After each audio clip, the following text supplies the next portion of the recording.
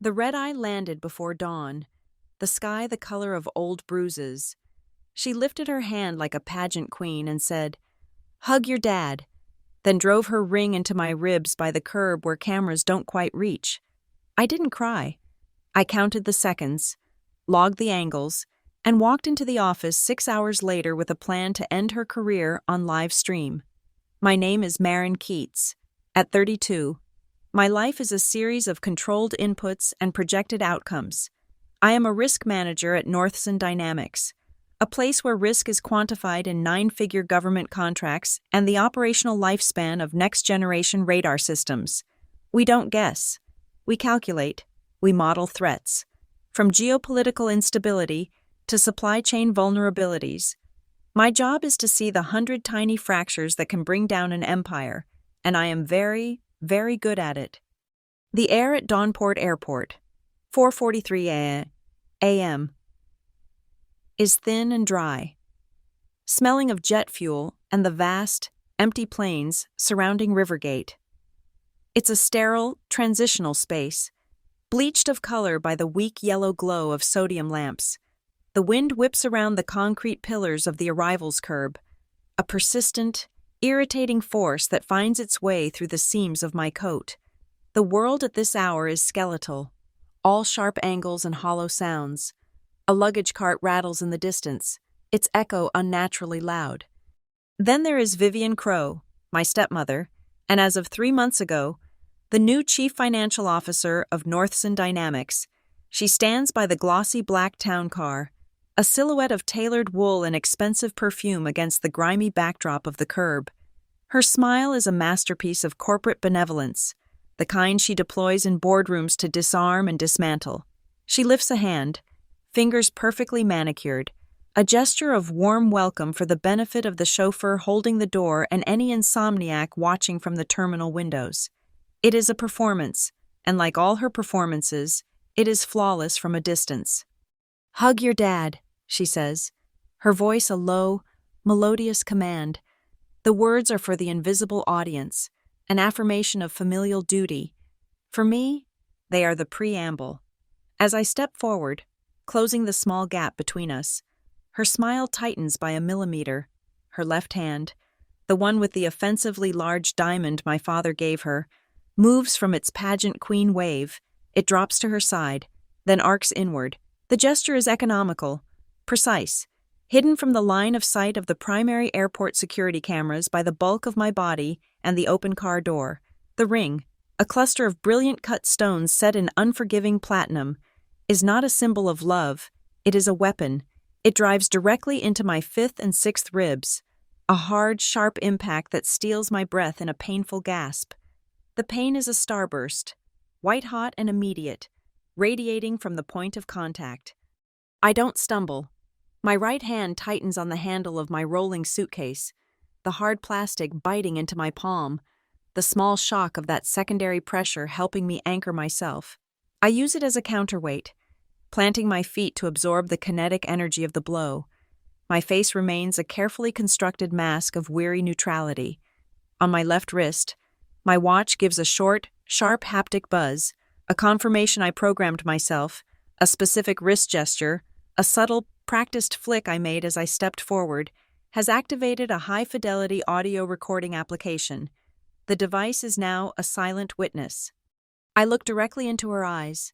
They are the color of a winter lake, cold and deep, and showing nothing of the violence she just committed. I see only a flicker of triumphant satisfaction, the look of a predator confirming its dominance. She believes this is a simple act of petty cruelty, a reminder of my place in the hierarchy she has so carefully constructed. She thinks I am still the quiet, observant stepdaughter, easily managed and perpetually mourning the mother she replaced. "Board meets at 10, I say. My voice is level, devoid of pain or accusation. It's a simple statement of fact, a reminder of the professional world we both inhabit, a world where her actions have consequences she cannot yet fathom. A small, genuine smile touches her lips. It is a smile of pure condescension. She sees my statement not as a threat, but as the pathetic attempt of a child trying to wield adult language. In her eyes, I am just a cog in the machine she now controls, a legacy hire tolerated for my father's sake. She thinks my world is limited to spreadsheets and risk matrices, that I am incapable of applying those skills to her. It is a profound miscalculation, and it will be her last. I say nothing more. Silence is a far more powerful tool. While she basks in her small victory, my mind is already working, processing the environment with the detached precision of a proprietary algorithm. I don't feel the throbbing in my side. I analyze it. Rule number 1. The first principle I developed for myself long ago. Pain is data, and data, unlike people, never lies. My eyes scan the curbside, not as a person, but as a sensor array. 12 cameras are within a 100-meter radius. I log their positions, their types, their probable fields of view. Camera 1, a Pelco D-series on the main terminal facade, 75mm lens, fixed position. Its blind spot begins precisely at the third support stanchion, the exact spot where she chose to strike. Deliberate. Camera 2, a Bosch dome under the overhang, 180-degree sweep. Its cycle is 90 seconds. It was facing away. Cameras 3 through 8 are city traffic units, capturing wide angles of the intersection and exit ramps, useful for corroborating timelines but not for detail. The remaining 4 are private, belonging to the parking structure and the rental car pavilion. I note the flow of traffic: a lone taxi, 2 shuttle buses, a sanitation truck. I commit their license plates to memory. Every piece of information is a potential thread, every detail a potential anchor for the narrative I am about to build. I pull my phone from my pocket, my movements measured and calm. I open my message thread with my father. He wasn't here. Of course, Vivian has made sure his public appearances are limited since his last health scare. Framing it as protective concern. In reality, it's a strategy of isolation. I type a single emoji, a simple, bright smiley face, and press send. It is a lie, a digital reassurance that everything is fine, that the trip was uneventful, that his daughter has arrived safely into the care of his wife. The performance must be maintained until the final act. His reply is almost instantaneous, a single red heart emoji, followed by the words, "Proud of you, kid." The message lands with a weight that has nothing to do with the pain in my ribs. It is the heavy, complicated weight of his trust, his love, his willful blindness to the character of the woman he married. He is a good man, a brilliant engineer who built an empire from nothing.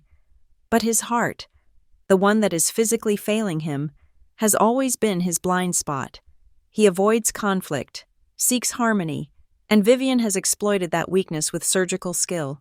He is proud of me for my career, for my dedication to the company he built. He has no idea that my dedication is about to manifest as a controlled demolition. I slide the phone back into my coat pocket. I take one long, slow breath, drawing the cold, thin air deep into my lungs. The sharp sting in my side is a focal point, a reminder of the stakes. The plan had always existed. Of course, as a risk manager, I live by contingencies. It was a theoretical framework, a collection of secure files and encrypted data points labeled Project Raven. It was an insurance policy against a threat I had modeled but hoped never to face. It was designed for a slow, methodical acquisition of evidence, a quiet dismantling over months, perhaps years. But the blow to my ribs changed the threat parameters. It was an escalation, a move from covert manipulation to overt physical aggression. It was a data point that changed the entire equation. In that single deliberate breath of cold airport air, the mission parameters shifted. The plan moved from collect to activate. The game was no longer theoretical. The fuse was lit. Norson Dynamics is not a company. It is a node in the central nervous system of national security. We exist in a world of clean rooms sealed by airlocks, of black budgets that flow like invisible rivers through the federal treasury, and of non-disclosure agreements that are less a legal document and more a secular vow of silence. We build the eyes and ears of the modern battlefield. Our primary products are next-generation radar systems, signal intelligence platforms, and predictive threat analysis software. Secrecy is not a policy here. It is the air we breathe, circulated through filtered HVAC systems and encrypted networks. Our employees are vetted to the bone, their lives converted into data points and run through security clearance algorithms. To work at Northson is to accept that parts of your life, and all of your work, belong to a vault you will never be allowed to open. Vivian Crow entered this world not with a key, but with a battering ram disguised as a spreadsheet. She arrived 6 months after my mother's death and secured her position as Chief Financial Officer 3 months ago on the back of a single, brutal victory. It was a hostile takeover of a smaller avionics firm, a deal my father was hesitant to make. Vivian framed it as a strategic acquisition and synergy realization, a beautiful piece of corporate poetry that translated into a leveraged buyout and subsequent fat trimming. The trim was a massacre. She eliminated redundancies, streamlined verticals, and optimized workflows. When the ink was dry, our portfolio was stronger, our stock price was up 4 points, and 87 people were out of a job. Their careers deemed an acceptable rounding error in the pursuit of shareholder value. The board saw a genius, a decisive leader for a new era. I saw a predator who knew how to turn blood into ink. Once installed as CFO, she transformed the finance department into her personal fortress. It became an information black hole. Inquiries were met with polite, impenetrable walls of jargon. Questions about budget allocations were dismissed as lacking the appropriate strategic context. Requests for detailed P&L statements for specific projects were returned with top-line summaries that were both technically accurate and functionally useless. Her core team was a hand-picked group of loyalists, people whose careers she had made and could just as easily unmake. They operated with a cult-like devotion, treating every question from an outsider as an attack on the Queen. She cultivated an atmosphere where scrutiny was synonymous with insubordination. My father, Graham Keats, saw none of it. He co-founded Northson Dynamics in a garage with 2 partners who had long since retired. He was the engineering purist, the visionary who could sketch a revolutionary phased array radar design on a cocktail napkin. Now, he is Chairman Emeritus, a title of profound respect and zero operational authority. His heart, the brilliant, restless organ that powered his ambition for 40 years, is failing. He is a man who now measures his life in medication schedules and cardiologist appointments. His defining characteristic has become a deep, weary aversion to conflict.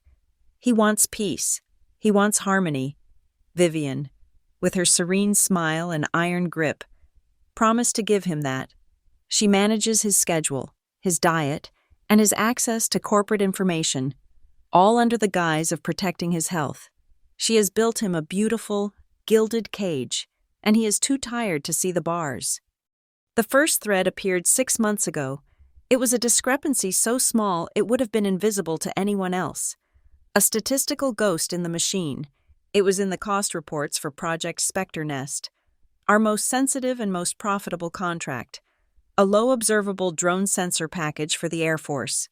The project was in its 3rd year, a mature phase where expenditures are predictable, almost rhythmic, but I saw an anomaly, a persistent, unnatural growth in a single line item: infrastructure testing.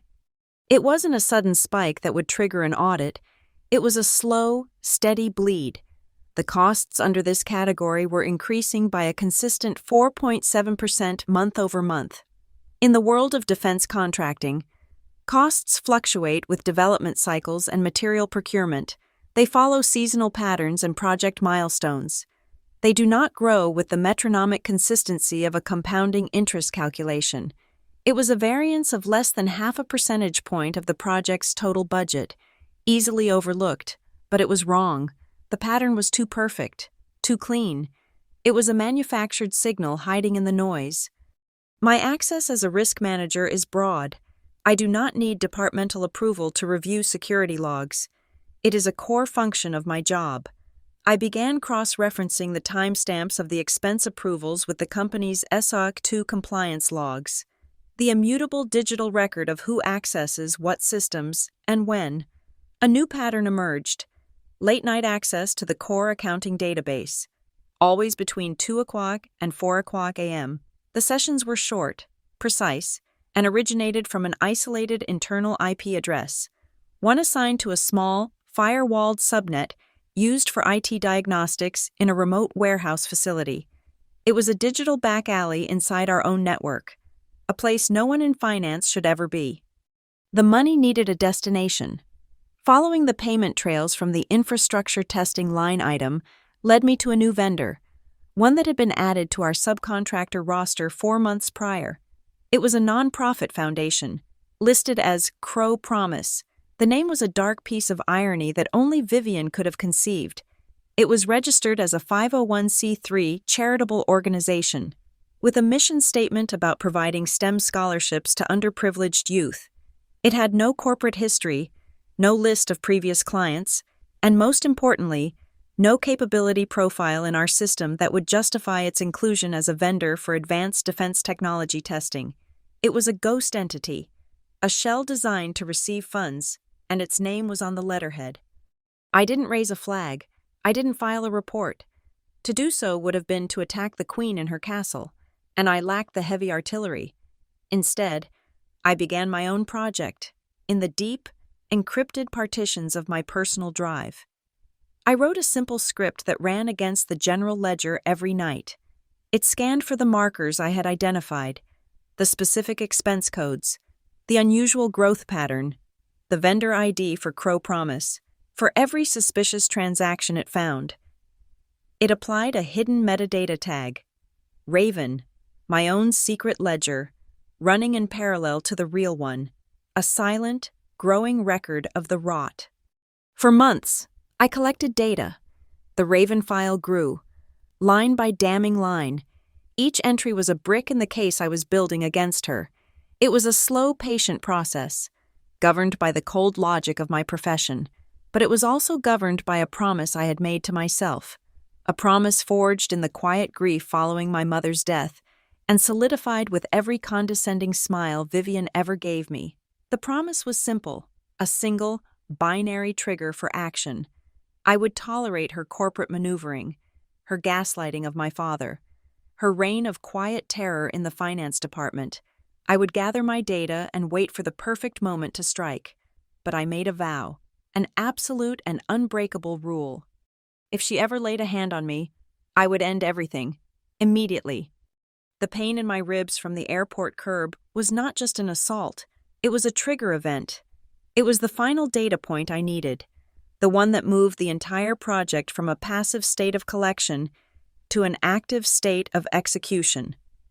Vivian Crow, in her arrogance, had just signed her own death warrant. The autopsy of a corporation begins with a single, anomalous entry in the ledger. For me, it began with a violation of the laws of physics.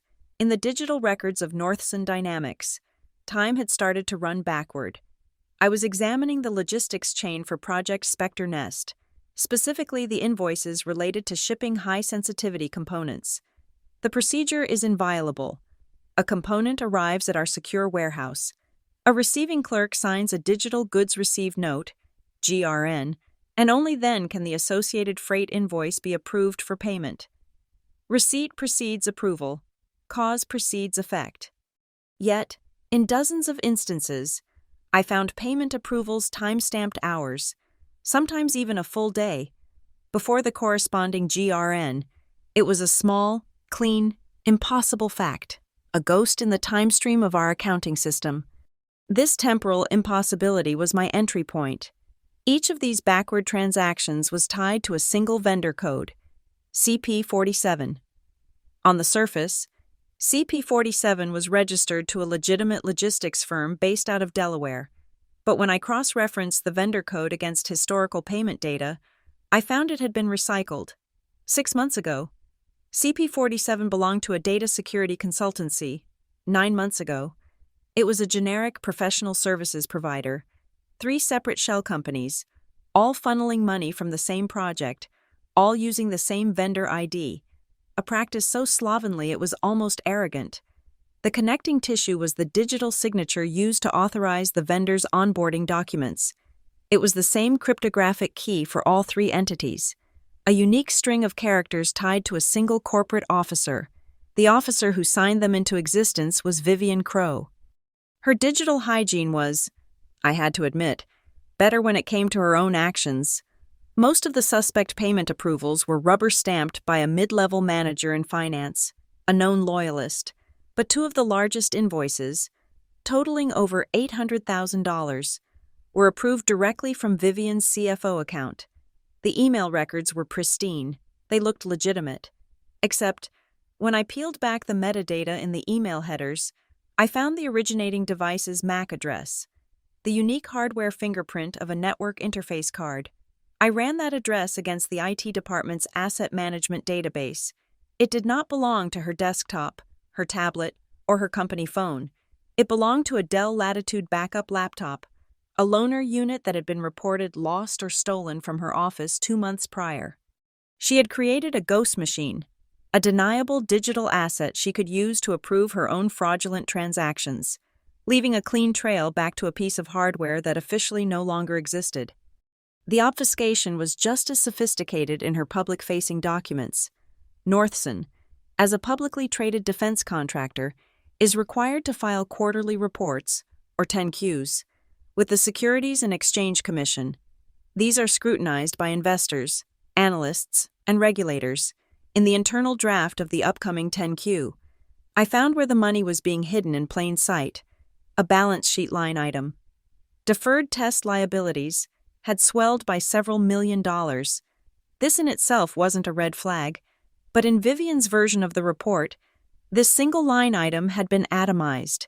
It was broken down into 17 obscure, individually insignificant sub-accounts, each with a name like Q4, Cryo-Cooling System Stress Amortization, or Signal Degradation Testbed Decommissioning Fund.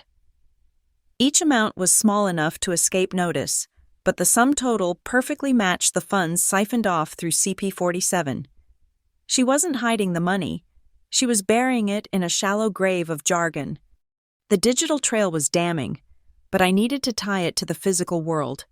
The late-night database access from the isolated IP address pointed to our off-site archival warehouse, designated B17, a concrete bunker in an industrial park 12 miles from headquarters. I filed a standard risk assessment request to pull the GPS logs from the company car registered to the CFO's office. The data came back as a series of precise, repeating plot points on a map. 4 times a month, almost always on a Tuesday night, her car would leave her gated community, bypass the main office entirely, and travel to warehouse B17. The arrival time was consistently logged between 2:10 and 2:15 a.m., a perfect correlation with the network access logs. Warehouse B17 is a low-priority facility, used mostly for storing old paper records. It should have been monitored by our regular third-party security contractor. But when I reviewed the CCTV footage from the gate cameras for the nights in question, I saw something else. The guard who met Vivian's car, who unlocked the gate and later locked it behind her, was not an employee of our contracted security firm. I ran his face through our internal HR database and our contractor directories. There was no match. He was a ghost, a private employee paid off the books. His presence there for one reason: to ensure there were no official witnesses to her late-night accounting sessions. I now had the means, the method, and the opportunity. But to make it stick, I needed a hook, a way to force legal discovery. A criminal case brought by the government could take months to build. A corporate internal investigation could be buried by Vivian and her loyalists. I needed a third vector, a civil action that I could control. This is where vendor CP47 became truly useful. I logged into their public payment portal, a crude website for one of their shell logistics firms, and found an outstanding invoice for a trivial amount, $27, listed as a documentation and handling fee for a shipment I knew never existed. Using a personal credit card and a private laptop, I paid it. The transaction was processed.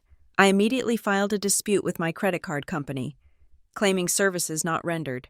With that, I had a receipt, a transaction record, and a documented conflict. I was no longer just an employee. I was now a private citizen, a customer who had been defrauded by a Northson Dynamics vendor. For $27, I had purchased legal standing to file a civil lawsuit, a suit that would give my own legal counsel the power of subpoena. My lawyer is a ghost inside Northson, a senior counsel in a different department who has seen the rot for years but lacked the data to act. His name has never been spoken between us over the phone, never typed into an email. He is a contact in my phone under a code name. He understands the landscape, the politics, the precise statutes Vivian has broken. For the past 2 months, he has had a sealed, prepared envelope in his briefcase. It contains a detailed whistleblower complaint, complete with my initial findings, ready to be hand-delivered to the regional office of the SEC the moment I give the word. It brings me to my rule number 2. Never fire until the target is locked. But when it is locked, you only need one shot. For 6 months, I have been acquiring the target. I have been calibrating my instruments, calculating the trajectory, and waiting for the perfect firing conditions. I have the digital evidence, the physical corroboration, and the legal leverage. All I needed was the right venue, a place where the shot could not be missed. Vivian, in her boundless arrogance, provided it herself. 2 weeks ago, in a senior leadership meeting, she proposed a new initiative to foster a culture of radical transparency. It was a brilliant PR move, designed to cast herself as a modern, open leader. The centerpiece of this initiative was to be a company-wide town hall, broadcast live to every employee across all our global offices. The topic, chosen by her, was to be financial clarity and our shared success. She wanted a stage, a spotlight, a chance to perform. That town hall is this morning, at 10 o'clock. She has spent weeks preparing her presentation, a masterpiece of curated data and inspiring corporate rhetoric. She believes it will be her coronation. She has no idea it will be her execution. The single, perfectly aimed bullet is loaded, and it will be fired from her own gun. The stage is the main auditorium at Northson headquarters, a room designed to inspire confidence. Tiered seating, brushed steel accents, and a screen the size of a small whale. Vivian's chosen battlefield is a place of carefully managed optics. She intends to perform a masterclass in corporate communication, a presentation titled, Rationalizing Our Cash Flow for a Leaner, Stronger Future. It is a public execution of transparency, and she is both the judge and the executioner. She believes the audience, the board, senior leadership in the front rows, and the entire company watching via a global live stream is here to witness her brilliance. They are, just not in the way she imagines. My part in setting the stage was played 3 days ago. I paid a visit to the audiovisual department under the pretext of a routine cybersecurity audit. We need to ensure the new streaming software patch doesn't create any vulnerabilities. I'd explained, my tone radiating the helpful, pedantic boredom of a risk manager. They were grateful for the attention. While running a phony diagnostic, I integrated a small piece of custom code into their broadcast management suite. It was a simple, elegant trap. The system now had 2 active video feeds. Feed A, the official presentation from the podium laptop, and Feed B, a direct, encrypted screen mirror from my own tablet. The switch between them could be triggered by a single keystroke from the AV control booth in the back of the room.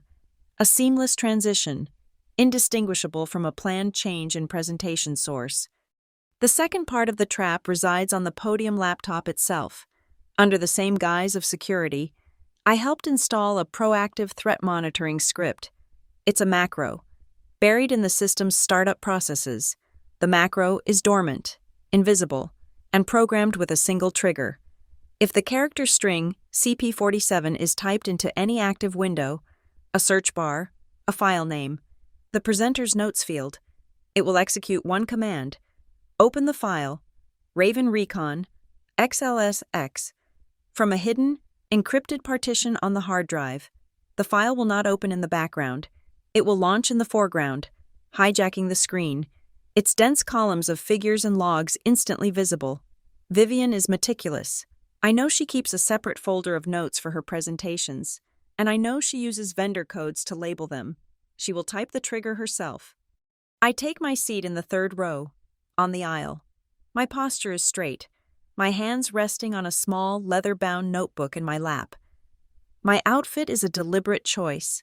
A stark white silk blouse, dark gray trousers. I am a blank slate, memorable only for my neutrality. My hair is pulled back in a severe, tight bun. I am the picture of a diligent, unremarkable analyst. On the cover of my notebook is a small, square sticker for an AirTag, a visible piece of personal tech. It's a decoy, a piece of misdirection for the observant. The real AirTag, a tiny, matte black disc without the Apple logo, is not with me. Earlier this morning, in the corridor outside the boardroom, I'd stopped her.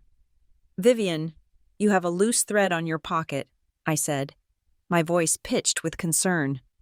As I reached out and pretended to pinch away the non-existent thread from her blazer, my fingers slipped into the side pocket for a fraction of a second, depositing the tracker next to the black USB drive I knew she always carried, her so-called real data drive. It's a small, insignificant object that now tethers her physical movements to a satellite grid. I want to know where that drive goes. I want to know where all the bodies are buried. Before the lights dim, I catch the eye of the board coordinator, a precise, unflappable woman named Eleanor. I walk over to her, extending a neatly folded piece of paper.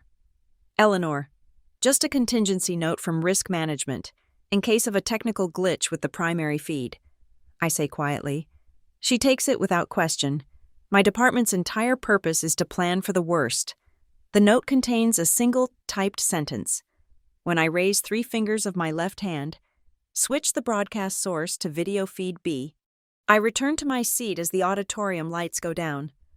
My father is sitting in the front row, to the left of the stage. He looks smaller than I remember, swallowed by the large leather chair. His hand rests on his chest, just over his heart, a reflexive, protective gesture I've seen him make 1,000 times. His breathing is shallow. He catches my eye for a moment and gives a weak, encouraging smile. I look away. I cannot hold his gaze. I cannot allow his quiet, pained pride to become a data point in my calculation. The pain in my ribs gives a sharp, grounding throb. I focus on it. Vivian walks onto the stage to polite, expectant applause. She is radiant, dressed in a sharp, cobalt blue dress that projects power and authority. She owns the space, her smile as bright and hard as the diamond on her hand. Her voice fills the room, a perfect blend of warmth and command. She talks about vision, about synergy, about the bright future she is building.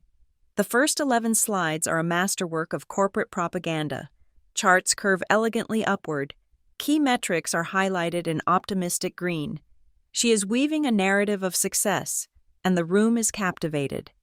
My own screen is my tablet, lying flat on my lap, connected to the secondary feed. On it, the Raven file is already open, a spreadsheet filled with the cold, hard numbers of her betrayal. All I have to do is wait. The tension in the room is that of a theater audience. The tension in my body is that of a sniper, finger resting on the trigger, waiting for the target to step into the crosshairs. My breathing is slow and even. My heart rate is a steady 65 beats per minute. Then comes slide 12. The title, in large, bold letters, appears on the giant screen behind her. Strategic Partnerships and Charitable Facilitation Vendors. My entire world narrows to that screen, to her, to the podium. "And this," she says, her voice swelling with false sincerity, "is something I'm particularly proud of. We have streamlined our vendor relationships, creating efficiencies that not only benefit our bottom line, but also allow us to invest in our community through partners like..." She pauses. She glances down at the podium laptop, intending to pull up the name of her Shell Foundation from her notes. Her fingers move to the keyboard. She types the 4 characters that will end her life as she knows it. CP4-7. I don't wait to see the result on her screen. I lift my left hand from my lap, palm facing inward, and raise 3 fingers. It is a quiet, unobtrusive gesture, a signal lost to the darkness of the auditorium, but in the AV booth at the back of the room, I know Eleanor sees it. I raise my eyes to the giant screen. The cobalt blue slide vanishes. In its place, a black and white spreadsheet snaps into view, the image so sharp and clear it feels like a physical blow. The title at the top is Raven Recon XLSX. There are no elegant charts here. There are only rows and columns, a dense, damning ledger of dates, transaction codes, and amounts.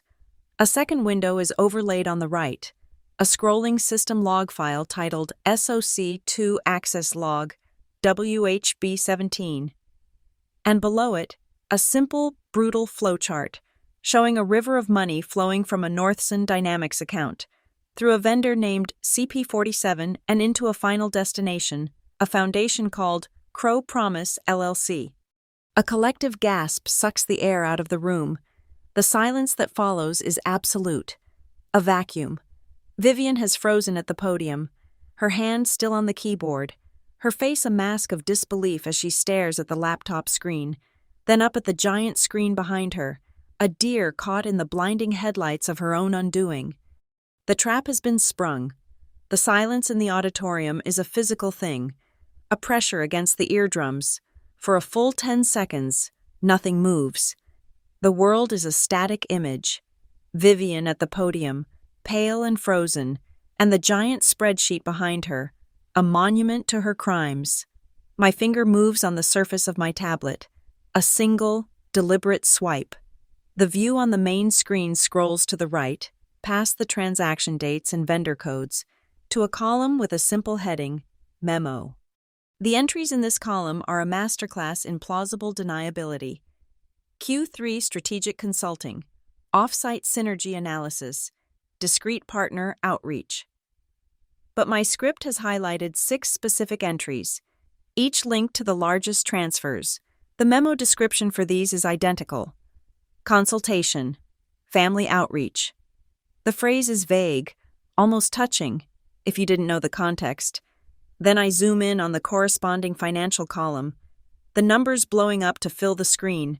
The total is stark, stripped of its 17 confusing sub-accounts, and reassembled into a single, brutal figure, $3,200,000, transferred over 2 fiscal quarters, a charitable donation to the family of Crow. Before the whispers can start, I swipe again. The spreadsheet vanishes, replaced by a new window, a video player. The footage is grainy, stamped with the date and time from 3 weeks prior. 11:47 a.m. It's the view from the gate camera at Warehouse B17. The headlights of Vivian's company car cut through the darkness. The ghost security guard emerges from his hut. He opens the gate, and Vivian steps out of her car. She is not alone. A man gets out of an unmarked panel van. He and Vivian speak for a moment. Then he unloads 2 heavy cardboard document boxes, a close-up view, captured from a secondary camera I had it install under the guise of an insurance compliance upgrade, shows Vivian signing a delivery form on a tablet. The form is from the vendor, CP47 Logistics. The boxes are sealed with tape that reads, Virtual Asset Archive. It's a meaningless term, designed to sound technical and boring. She is not receiving infrastructure components for testing. She is receiving empty boxes, props for a transaction that exists only on paper. She is signing for ghosts. The video freezes on the close-up of her signature. Next to it, I project a screenshot from the IT asset logs. It shows the unique cryptographic key for the digital signature used to approve the payment for that exact shipment. Below that, another log entry. The last recorded logon for a device with the hardware MAC address ending in 9F8BC1. The device name, Lost Laptop 03.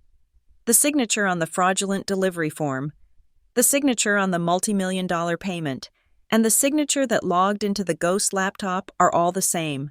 They are all hers. The connection between the physical act and the digital crime is now a closed, unbreakable loop. The room is still locked in silence. the silence of 1,000 people processing data that contradicts their entire worldview. Now, I introduce a new sound. On my tablet, I press a single button. The screen behind Vivian changes again, now showing the simple, elegant waveform of an audio file. The file name is visible at the top. Curbside 4:43 a.m., wave. I let the image hang there for 3 full seconds. Then, I let it play. The sound system in the auditorium is state-of-the-art, designed for clarity. First, there is the ambient noise of the airport curb, the wind, the distant rumble of a service vehicle. Then, Vivian's voice, clear and melodious. "Hug your dad." The words are followed by a half-second of silence, and then a sickeningly intimate sound, a dull, heavy thump, followed by my own sharp, involuntary gasp for air. A sound I had suppressed so well, I didn't even realize I had made it. The audio is so clean you can hear the rustle of my coat fabric as the blow lands. The audio cuts out. The silence that rushes back in is different. It is no longer the silence of shock. It is the silence of horror. I pick up the small, gooseneck microphone on the table in front of my seat, the one reserved for questions from the executive team. I press the button to activate it.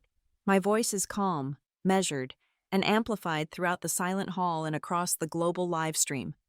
"Our CFO knows where the cameras can't reach," I say, my voice devoid of emotion. "And she knows where the audits haven't reached yet." I look at my father. He has not moved. He is staring at me, his face ashen. But his eyes, which had been weak and clouded with worry, are now sharp. They are wet, yes, but they are also steady. He sees it. He finally sees it all, in his gaze. I see not the frail patient, but the engineer, the man who built an empire on the bedrock of verifiable facts. He is looking at his daughter, but he is seeing the data, and the data is undeniable. I swipe on my tablet one more time. The audio file is replaced by an email. It's an internal message, sent from Vivian to her 2 most trusted lieutenants in the finance department a week before the 10Q was due to be drafted. I highlight a single sentence in the middle of the text. Vivian's own words appear on the giant screen. "We bundle the small items under the deferred liabilities accounts. Spread it thin. Be creative." It is proof of intent. It is proof of conspiracy. It is a direct order to deceive. Finally, I bring up the last exhibit. It's a simple image, a screenshot of a credit card receipt for $27. My name is at the top. The vendor is listed as CP47. Next to it, I display a simplified routing diagram from the payment processor. It shows the $27 traveling from my personal account through a payment gateway and into a merchant account at a bank in Wilmington, Delaware. The name on the account is Crow Promise LLC. I have just shown 1,000 people that I, a private citizen, have been personally defrauded by a shell company directly linked to our chief financial officer. I have established a crime. A man in the 5th row, a senior VP of operations I've always respected, lets out a choked sound. "Oh my God," he says, his voice carrying in the stillness. A few seats away, a woman who runs the European division, someone I know was part of Vivian's inner circle, slowly stands up. She takes her briefcase, and in a deliberate, public act of dissociation, she moves to an empty seat on the opposite side of the aisle, as far away from Vivian's other supporters as she can get. It's the first crack in the dam. I turn off the microphone and place it back on the table. My work as a presenter is done. Now, I am just a corporate officer making a formal recommendation. I stand up, my back straight, the pain in my ribs a dull, constant reminder of the trigger. I look not at Vivian, but at the lead independent director on the board, a man whose entire career is built on corporate governance. Based on the evidence of systematic financial fraud, conspiracy to mislead investors, and conduct unbecoming of a corporate officer, I state, my voice carrying easily in the silent room. I request a motion for the immediate suspension of CFO Vivian Crow, a full revocation of all physical and network access, and the immediate notification of the relevant federal authorities. For a moment, The only sound is the low hum of the auditorium's ventilation system. Then, a sound cuts through the silence, sharp and unnatural. Laughter. Vivian is laughing. It's not a sound of mirth, but of shattering glass. A high, brittle noise that scrapes at the nerves. She leans into the podium microphone, her carefully constructed mask of serenity cracking to reveal something ugly and raw beneath. "Well," she says, her voice dripping with a venomous, theatrical pity. "It seems the quiet ones really are the most dramatic." She looks out at the board members, at the executives, attempting to forge a connection of shared sanity against a lone dissenter. This is a performance, a pathetic and viciously constructed fantasy by a bitter stepdaughter who has resented me since the day I married her father.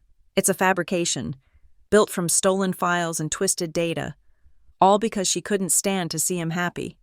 She pushes herself away from the podium, her movements regaining a semblance of their old authority. She reaches into the side pocket of her blazer, the one containing my AirTag, and pulls out the black USB drive. She holds it up between her thumb and forefinger, brandishing it like a holy relic. "This," she declares, her voice ringing with renewed conviction, "is the truth, the real data, the complete, unedited, and properly contextualized financial records for this quarter. Everything she has shown you is a digital forgery, a hack job. Plug this in. See for yourselves." It's a bold move, a classic piece of misdirection.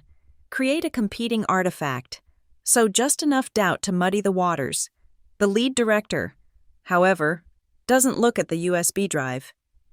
He looks past Vivian to the two corporate security officers standing discreetly by the stage entrance and gives a short, almost imperceptible nod.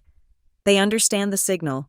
They begin to move, not with aggression, but with a calm, inexorable purpose, flanking the stage.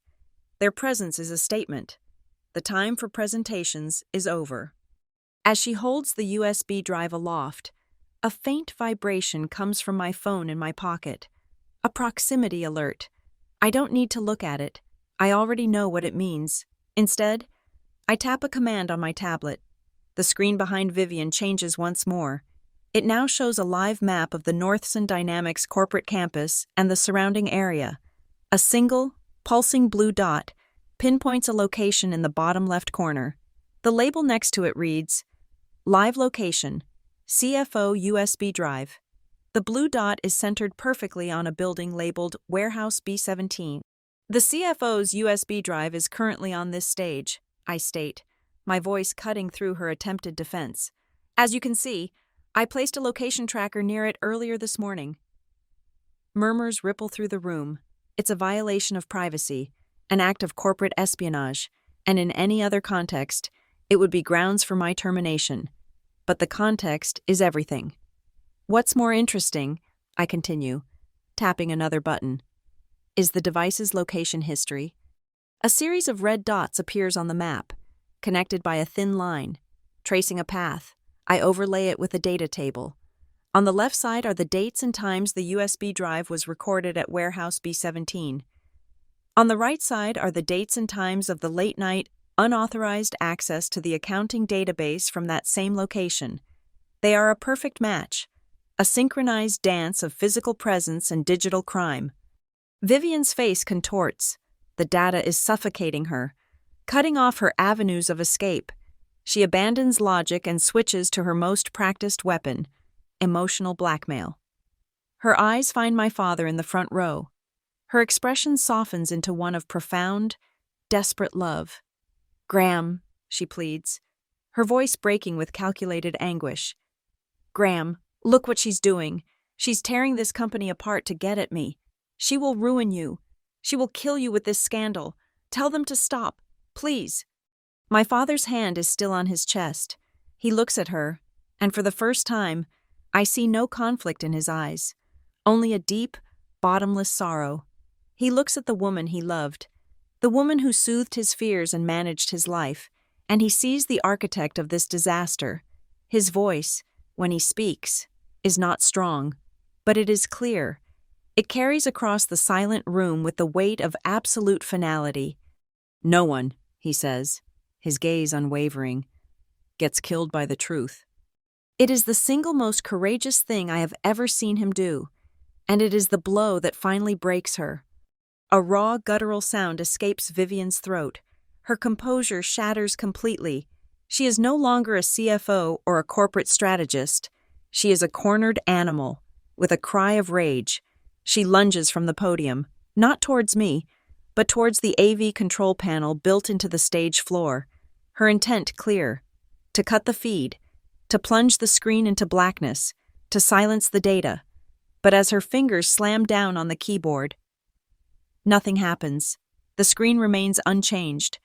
The AV technician in the booth, following my prearranged instructions, has entered a one-time administrative lock code. The system is frozen. She is powerless.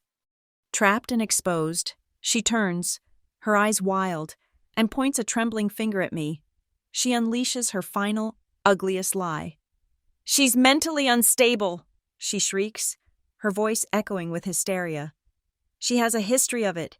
She's manipulative and she self-harms for attention. Ask her father. She's done this before. She bruises herself.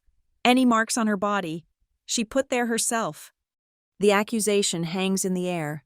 Vile and desperate, it is her last bullet, an attempt to reframe everything as the psychotic act of a damaged young woman. I don't flinch.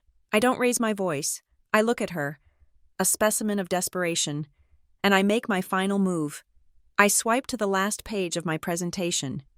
The image that appears on the screen is not a spreadsheet or a log file. It is a medical document from the Rivergate Urgent Care Center. On the left is a crisp, black and white X-ray image of a human rib cage. A small, almost invisible line is circled in red. On the right is the radiologist's report. I zoom in on the diagnosis, the words appearing in stark, clear type. Acute, non-displaced fracture of the fifth rib. Then, I zoom in on the timestamp at the top of the report. The date is today's date. The time is 6:15 a.m., less than 2 hours after I landed, more than 3 hours before this meeting began. It is a clean, immutable, third-party verification of a physical assault, time-stamped to a window in which I was in her care. It is the final, irrefutable piece of data that gives context to the audio file, to the lies, to everything. I let the image sit on the screen, letting the full weight of it settle over the room. Vivian stares at it, her mouth slightly open, the last of the fight draining out of her. She has built her empire on clever narratives and the manipulation of perception, but she has just been crushed by something she never truly understood: the brutal, unforgiving weight of the truth. Desperate people always choose the short lie, the quick, emotional appeal that feels powerful in the moment, but data always runs the long race, and the race is now over. The X-ray hangs on the screen, a monochrome testament to a crime of petty, physical dominance, now laid bare in a forum of absolute corporate power. The silence in the room has passed through shock and horror and settled into a state of cold, hard clarity. The emotional narrative has been stripped away, leaving only the unassailable logic of evidence. Vivian stands broken by the podium, a queen deposed not by a rival army, but by a simple, verifiable fact. I lower my gaze from the screen and look directly at Harrison Vance, the lead independent director. He is a man made of gray flannel and corporate bylaws, his face an unreadable mask of governance. I do not raise my voice. I do not need to. Every word is a hammer blow, precise and final. "Mr. Vance," I begin, my voice cutting cleanly through the still air. "Pursuant to Northson Dynamics corporate bylaws, Article 9, Section 2, which allows for emergency action by the board in the event of gross misconduct or material harm to the corporation, I formally propose a motion for the immediate and indefinite suspension of Chief Financial Officer Vivian Crowe, pending the outcome of a full special investigation." I pause, letting the legal framework settle over the room. This motion includes the immediate confiscation of all company-issued devices and property, the complete and total revocation of her security credentials and access to all physical and digital corporate assets, and the formal engagement of an independent forensic accounting firm to be selected by this board to begin a comprehensive audit of Project Spectre Nest and all associated vendor accounts. I have laid the charge. Now, it requires validation. All eyes turn to the General Counsel, a man named Marcus Thorne, who sits at the end of the board table, his face impassive. He has been silent throughout the entire presentation, his job not to react, but to interpret. Vance looks at him. Marcus? Thorne does not hesitate.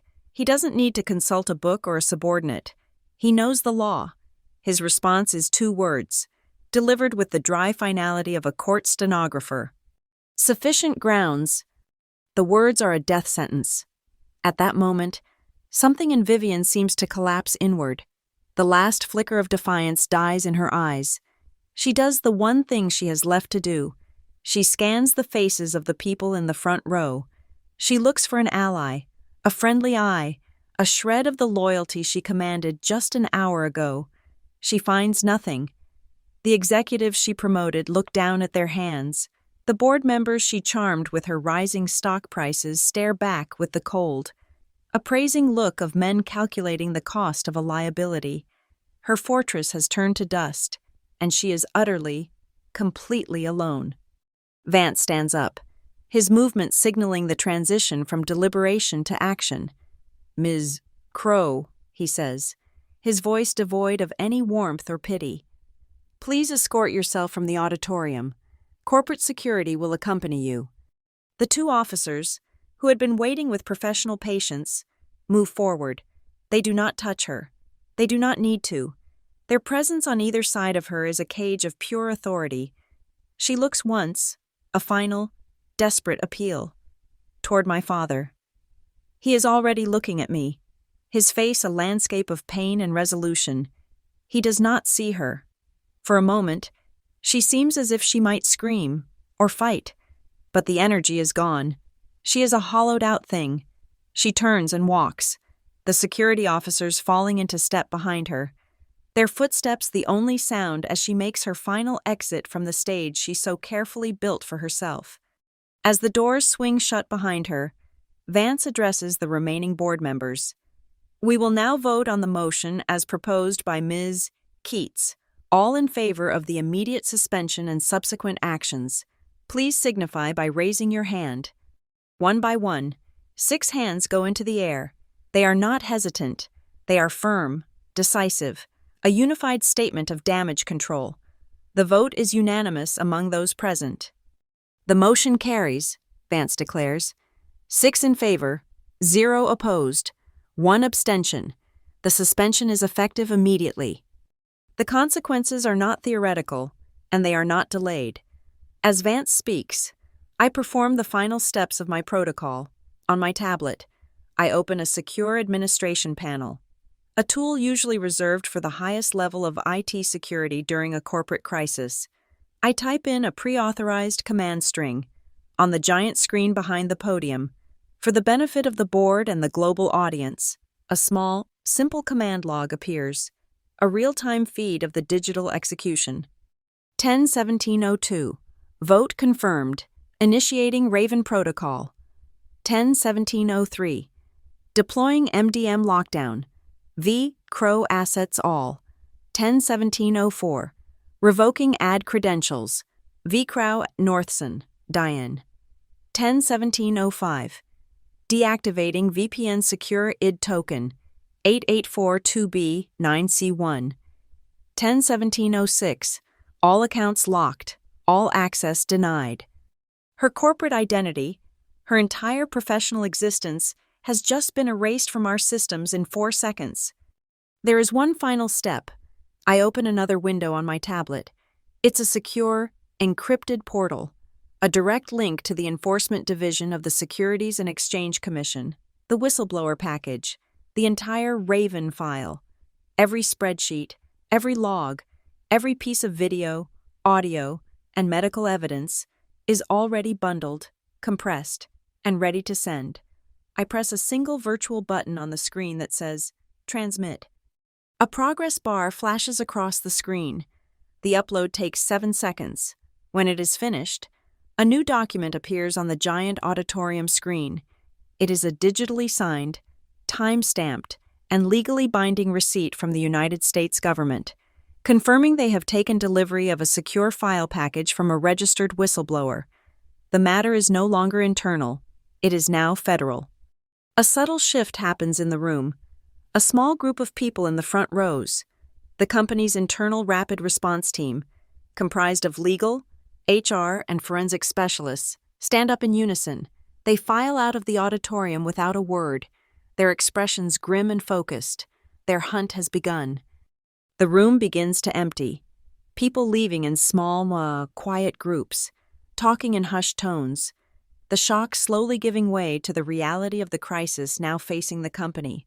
I remain in my seat, the adrenaline beginning to recede, leaving a cold, hollow ache in its place. I feel a presence beside me and look up. It is my father. He stands there, his hand resting on the back of the empty chair next to me. He looks older than he did this morning, as if the events of the last hour have aged him a decade. He does not offer a hug or a word of praise. He simply looks at me, the engineer looking at the final, functioning design. "See you at home, Marin," he says, his voice quiet but steady. I can't find my voice to reply. I just nod.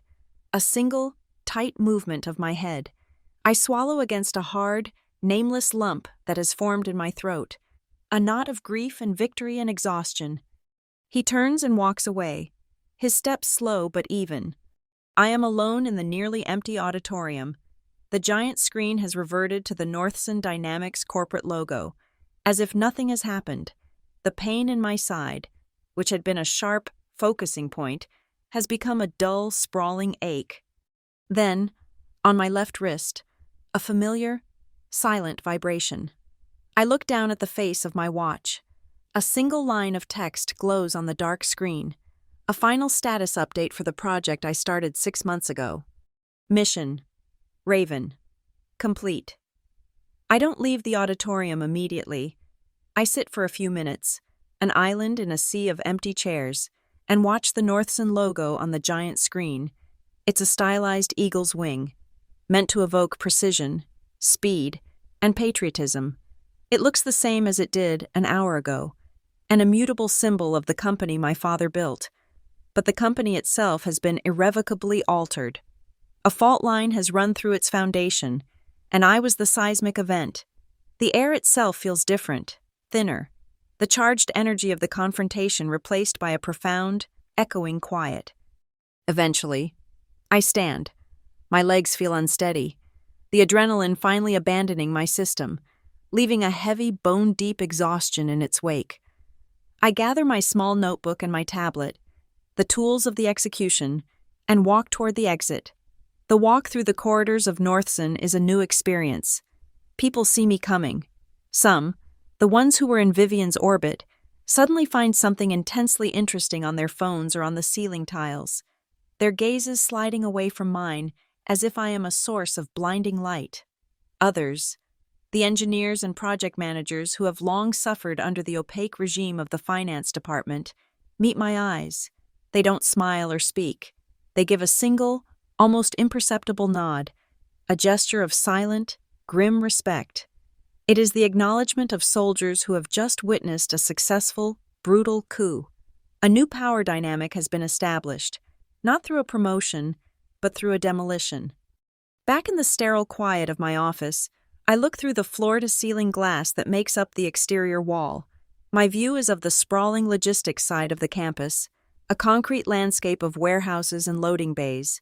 The sun is higher now, a sharp, clean morning light cutting across the flat roofs of Rivergate like a silver blade, burning away the last of the dawn's bruised colors. The storm has passed. On my desk monitor, the secondary livestream feed is still active, a small window showing the now empty stage of the auditorium. I move my mouse and click the End Broadcast button. A few final, scattered messages appear in the live chat feed from our global offices before it shuts down. A digital ghost of applause from people thousands of miles away who watched a corporate empire tremble on their laptops. Then the window closes, and the connection is severed. The event is over. I pull my phone from my pocket. It is hot to the touch, vibrating with a continuous stream of incoming notifications. The lock screen is a waterfall of text previews. From my lead analyst, Holy, Marin, just, Holy. From a department head in engineering, thank you. From an old friend in legal, are you safe? Call me when you can. From a dozen others, variations on shock, awe, and concern. You did it. Unbelievable. What happens now? They are the aftershocks, the digital ripples spreading outward from the epicenter. I ignore them all, my thumb scrolling past the torrent of messages until I find the one I am looking for. A message from Sarah, my counterpart in the European division, a woman I trust. Her message is simple. Let me know you're okay. I tap out a reply, my fingers feeling clumsy and slow. I'm okay. I hesitate for a second, then add, and yes, I'm okay. It's a small distinction, but an important one. The first is a status report. The second is a statement of fact about my own state of being, and for the first time in a very long time, it is the absolute truth. I am not fractured, or grieving, or angry. I am whole. I put the phone down, face down, silencing the endless stream of notifications. I open a new message, this one to my father. I don't use words. I walk back to the window, frame a picture of the crisp, clear morning sky over the warehouses, and send it to him. The subtext is clear. The storm has broken. A few seconds later, his reply comes in. It's not a heart emoji this time. It's words. Proud doesn't begin to cover it. A knock on my open office door pulls me from the moment. It's Helen from Human Resources, the senior VP. She is a woman who navigates corporate crises with the calm demeanor of a hospice nurse, and today she looks as though she has just triaged a 5-alarm fire. She is holding a thick, formal-looking envelope. Marin, she says, her voice quiet. The board has concluded its emergency session. They've asked me to deliver this to you. She places the envelope on my desk. My name is typed on the front, and below it, a single line. Offer of appointment. Interim Acting Chief Financial Officer. I look at the envelope, then back at her. I don't touch it. The irony is so thick I can taste it. The prize for burning down the castle is to be handed the keys. The reward for exposing the corrupt power structure is to be placed at its very apex. It is the logical corporate response. The person who found the rot must be the one to oversee the cure. No, I say. The word is quiet, but absolute. Helen blinks. This is not the response she anticipated. Marin, the board was unanimous. They feel you are the only one with the institutional knowledge and clarity to manage the transition.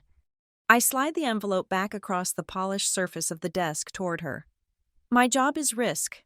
Helen, I identify it, I quantify it, and when necessary, I eliminate it. The risk has been eliminated. I give her a small, tired smile.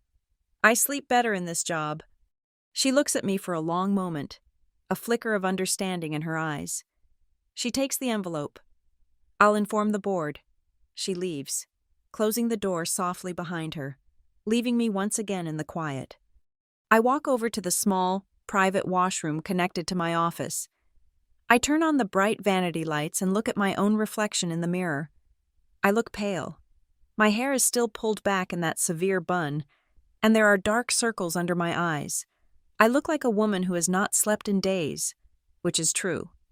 I unbutton my silk blouse and pull the fabric aside, looking at my torso. There, on my right side, is the angry red and purple mark, a constellation of broken capillaries blooming over my 5th rib. It throbs with a dull, persistent ache. It is the data point that triggered the avalanche. It is the SOS signal I sent to myself, and looking at it now, in the aftermath, it feels like something else entirely. It feels like a receipt, proof of payment for a debt that has now been settled in full. I button my shirt and return to my desk. I sit down and wake my tablet. The screen comes to life, showing the last thing I had open, the audio file. Curbside 4:43 a.m. Wave. Its waveform is a picture of violence, a calm line, a spike of speech, and then the sharp, ugly peak of the impact. It is my ace in the hole, the piece of evidence that turned a corporate crime into a personal one. I look at it for a long time. It is a recording of my own pain, a sound I weaponized. My finger hovers over the icon. I no longer need it. The story has been told. The data has been presented. Keeping it now would be like carrying around a spent shell casing, a souvenir from a war that is over. I drag the file to the trash icon on the screen. A small, animated confirmation pops up. Are you sure you want to permanently delete this file? I press yes. The file disappears. The evidence is gone, because it is no longer needed. The truth has been established. I lean back in my chair and look out the window again at the clear, bright sky. A new rule forms in my mind, the last one in my personal operating manual. Rule number 1, pain is data. Rule number 2, don't fire until the target is locked. And now, rule number 3, when the sky is clear, you don't keep thunder in your pocket. The drive home is a 20-minute buffer between two worlds. I navigate the midday traffic of Rivergate on autopilot. My hands steady on the wheel. My eyes registering the familiar landmarks. The bridge over the gray river. The old brick storefronts. The tree-lined streets of the suburbs. Without truly seeing them, the car is an insulated capsule, moving through a world that is completely unaware of the tectonic shift that just occurred within the walls of Northson Dynamics. The sun is bright. The sky is a deep, cloudless blue, and people are going about their ordinary lives. The dissonance is jarring. When I pull into the driveway of the house I grew up in, I see my father's car is already there. I sit for a moment with the engine off, the silence rushing in. The house looks the same, a solid, two-story colonial, its white paint slightly peeling. The oak tree my mother planted on my 5th birthday now towering over the roof. But the air around it feels different, as if a low-pressure system that has been stalled over it for years has finally moved on. The front door is unlocked. It swings open into the familiar smell of old books, lemon polish, and something else, the thin, slightly burned aroma of my father's coffee. He is standing in the kitchen, his back to me, wearing an old gray sweater that I know has a hole in the left elbow. He's pouring hot water into a ceramic dripper, his movements slow and deliberate. It's the coffee he always makes, a weak, watery brew that tastes more like the idea of coffee than the thing itself. It's a small, constant source of complaint for me, a running joke between us. Seeing him make it now feels like the most normal, reassuring sight in the world. He must have heard the door, but he doesn't turn around. "Knew you wouldn't have eaten," he says, his voice quiet. He gestures with the kettle toward the toaster on the counter, where 2 slices of bread are waiting. I walk into the kitchen, my footsteps unnaturally loud on the worn wooden floor. I set my tablet and notebook on the end of the long dining table. My body aches. A deep, pervasive weariness that has settled into my bones. The sharp pain in my side is a constant, dull throb. My father turns, and his face is a roadmap of the last few hours. The lines around his eyes are deeper, his skin paler, but the frightened, haunted look is gone. He looks tired, but he looks like himself again. He puts the kettle down and opens his arms. I step into his embrace, and his hug is exactly what I knew it would be, a careful, gentle thing. His left arm goes around my back, his right hand resting on my left shoulder, his touch deliberately avoiding the bruised side of my body. He knows. He doesn't need to ask. I lean my head against his shoulder, against the soft, worn wool of his sweater. And for the first time today, I feel the immense, crushing weight of what I have done. But there are no tears. The time for that has long since passed. We don't speak. We stand there for a long moment, a silent acknowledgement passing between us. Then he pulls back, his hands on my shoulders, and his eyes search mine. He gives a small, sad smile and gestures to the table. "Sit. Toast is the one thing I can't ruin." The kitchen table is the same one my mother bought at a flea market 30 years ago. It is scarred with the history of our family, a faint burn mark from a forgotten pot, a series of nicks from my childhood science experiments. He places two mismatched ceramic mugs on the table, a chipped blue one for him, a plain white one for me. An unopened newspaper lies next to his placemat. The world outside held at bay for a little while longer. The scene is so perfectly, achingly normal it feels surreal. He brings the coffee and the toast. The coffee is, as expected, terrible. I drink it anyway. The toast is perfectly browned. We sit in silence for a few minutes. The only sound's the scrape of a knife spreading butter, the clink of a mug against the wood. It is a comfortable silence, the kind you can only share with someone who knows your entire history. Finally, he looks at me across the table, his expression serious. He has been turning a question over in his mind, and I know it is the most important one. "Do you hate her?" he asks. His voice is barely a whisper. He's not asking about the money or the company. He is asking about the human cost, about the state of his daughter's soul. I consider the question. I think of the years of quiet condescension, the subtle gaslighting, the coldness that masqueraded as refined grace. I think of the blow to my ribs in the pre-dawn chill, and I find, to my own surprise, that the burning rage, the cold, calculating fury that has fueled me for so long, is gone. It was a fuel, and it has been spent. What is left is not a void, but a clean, quiet space. "Not anymore," I say, and the words are true. I don't feel anything about her at all. I take a sip of the weak coffee. I just like clean data. "Dad, the books were a mess," I tidied up. A slow smile spreads across his tired face. It's a genuine smile, one that reaches his eyes. He shakes his head slightly, a small chuckle escaping his lips. "Your mother," he says, his voice thick with an old familiar love. "She would have loved that. She would have loved the way you said that." The mention of my mother is a ghost in the room, but a welcome one. It is a reminder of the foundation this house was built on, of a truth that existed long before Vivian. It is the highest compliment he could give me. Just as I'm about to reply, the doorbell rings, a sharp, intrusive chime that splinters the quiet. We both look toward the front hall. It's too early for a social call. My father starts to get up, but I wave him down. "I'll get it." I walk to the door and look through the peephole. It's a courier, a young man in a uniform, holding a slim official-looking document envelope. I open the door. "Package for Vivian Crow," he says, holding out the envelope and a digital scanner. My heart gives a single, hard thump. Of course, the wheels of justice, once set in motion, move with their own cold, impersonal speed. I sign the screen with my finger. He hands me the envelope and leaves. I close the door and look at it.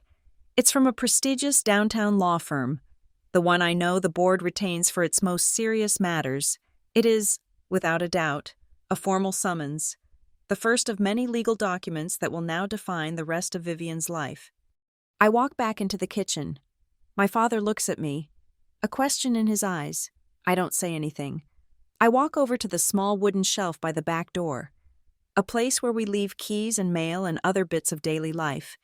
Beneath a pair of my father's old, worn leather driving gloves, I slide the envelope. It is an artifact now, a piece of a story that is no longer ours. It belongs to lawyers and courts, a world of depositions and discovery. It has no place on our kitchen table. I return to my seat.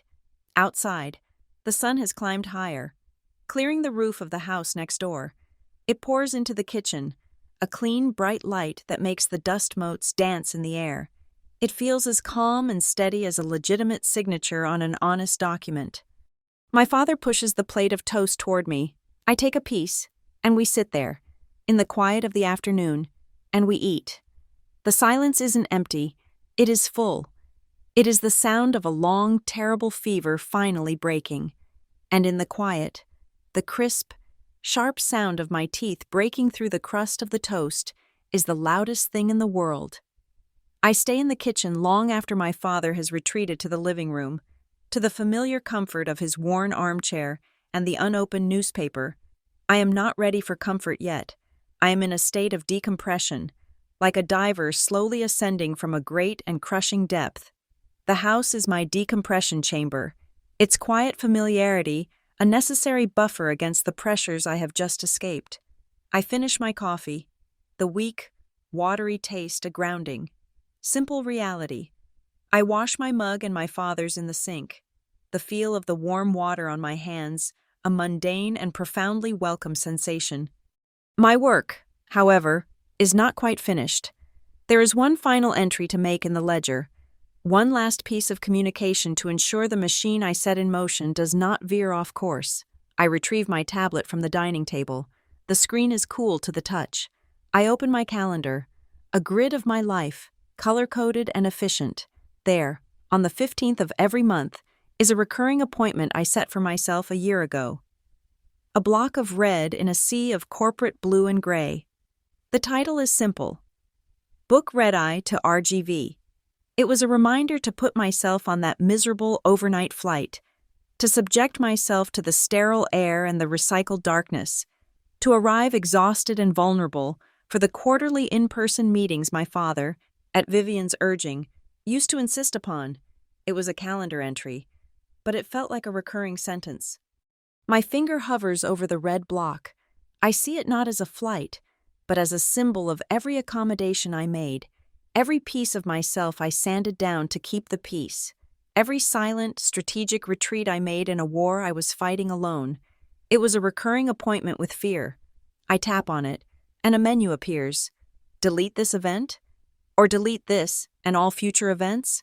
I press the second option without hesitation. A confirmation box pops up. A final check. Are you sure you want to delete this series? My finger presses confirm. The red block vanishes. And the one after that. And the one after that. For all the months to come. The calendar looks clean, open, a landscape of possibility instead of a cage of obligations. There will be no more night flights. Next, I open my email client. I compose a new message. My fingers move with a clarity and purpose that feels new. The email is addressed to the 6 members of the board of directors and to Marcus Thorne, the general counsel. The subject line is concise. Recommendation regarding Project Spectre Nest. The body of the email is 3 short, declarative sentences. Board members. Following this morning's events, I recommend a comprehensive 90-day review of all accounting and vendor practices related to Project Spectre Nest. To restore full confidence, I further recommend that the complete, unredacted findings of this review be made public to our shareholders and employees upon its conclusion. Sincerely, Marin Keats, Risk Management. I read it over once. It is not a request. It is the logical and necessary next step. It is the beginning of the cleanup. It ensures that the truth I brought into the light does not get buried again in the quiet of a closed-door committee. I press send. The email disappears into the ether, an action that will set in motion months of work for dozens of people. It is my final move on the board. I close the tablet and leave it on the table. My work is now, finally, truly done. As I walk from the kitchen into the front hall, my eye catches on my suitcase, the one I carried off the plane this morning. It stands by the door where I left it, a silent witness. It's a simple, durable piece of luggage, but today it feels like a historical artifact. My hand finds the hard plastic of the telescoping handle, and my fingers trace a deep, jagged scratch near the release button, a mark from some long-forgotten baggage carousel. My grip had tightened on that handle this morning, the scratch biting into my palm, grounding me in the seconds after Vivian's blow. It felt like a wound then. Now, it feels like a medal, a small, hard-won badge of survival. I wheel the suitcase over to the hall closet, open the door, and place it inside, next to my father's winter coats that smell of cedar and cold air. I close the door, and the last physical piece of the morning is put away. My phone, which I had left on the hall table, buzzes against the wood. I pick it up. The screen is dark, but a single notification banner is illuminated at the top. It's from a news app that I have set to push alerts for SEC enforcement actions.